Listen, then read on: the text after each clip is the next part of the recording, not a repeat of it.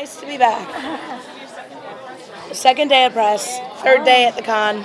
Oh, having fun? I'm having a great time. You can hear it. You can hear it in here, I'm sure. But I'm drinking tea and honey and hoping for the best. What's your costume? My costume? Yeah, it's Halloween. I know. I'm terrible. I hate Halloween.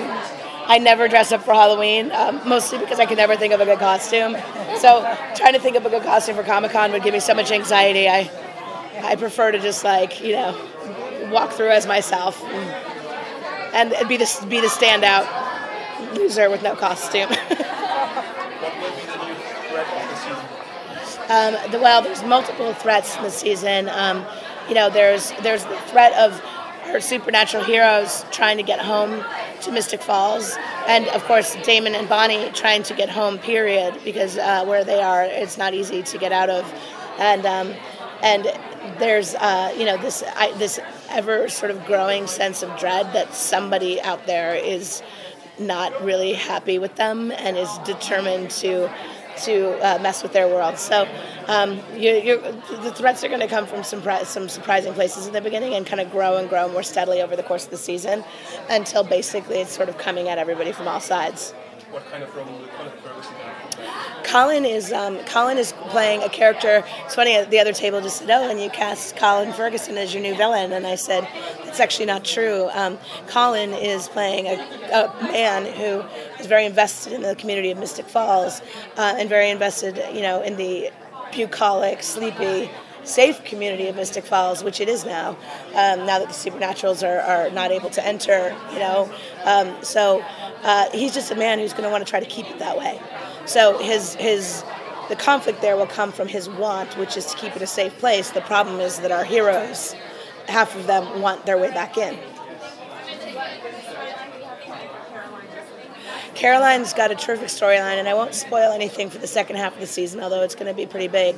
But in the beginning, it's really just about her trying to pick up the pieces and figure out how she's supposed to be living her life. Caroline Forbes has always been the girl with the lists and the spreadsheets and the pro and con columns and matching nail polish for everything, and the perfect dress and the perfect event and the perfect dance party. And so she's feeling a little displaced from her community, from her home, and also now from her friends, because each of them are dealing with what they've lost in a different way. And her mom is still sitting inside Mystic Falls as the sheriff. She can't even go have a simple lunch with her mom in her own hometown or go sleep in her bed, And I remember at college, that was always a big thing. When you're first, the first year or so that you're away, you kind of are constantly being drawn back home. And Caroline is still in that place and has to come to terms with the fact that she can't go home to do her laundry or otherwise, And so she's going to have to kind of start over and figure herself out.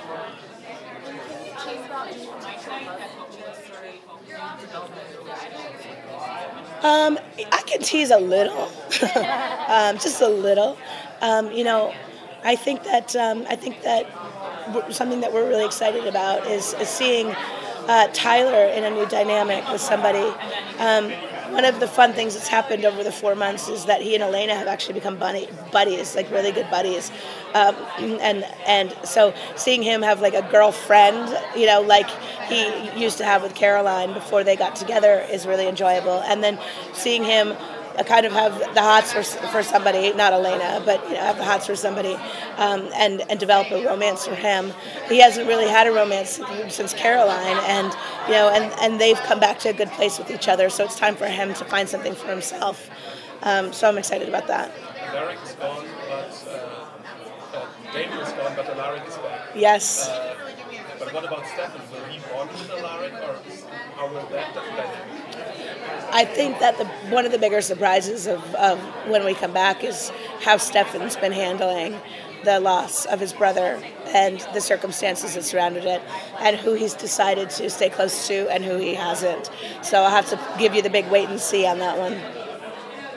You get a lot of tweets. Yes. You're Brazilian.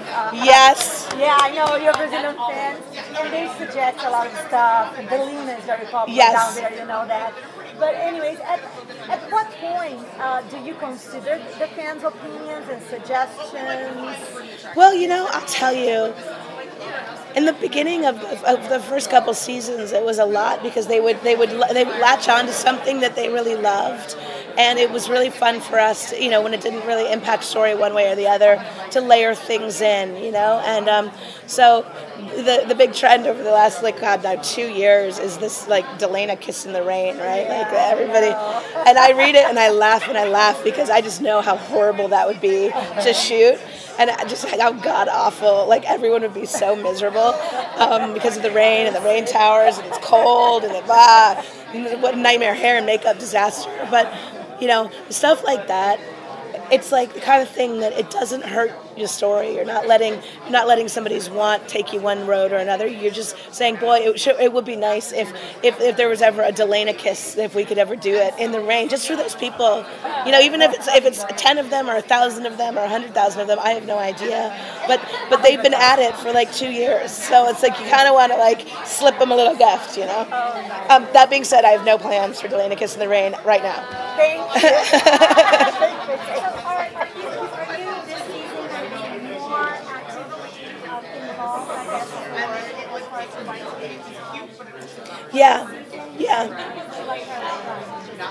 Yeah, no, I mean, Dreezy was so perfect last year because I was able to launch the beginning of the originals, and we were going through all that season 1 growing pains and production problems and getting just the sets built and all those things that take up so much time.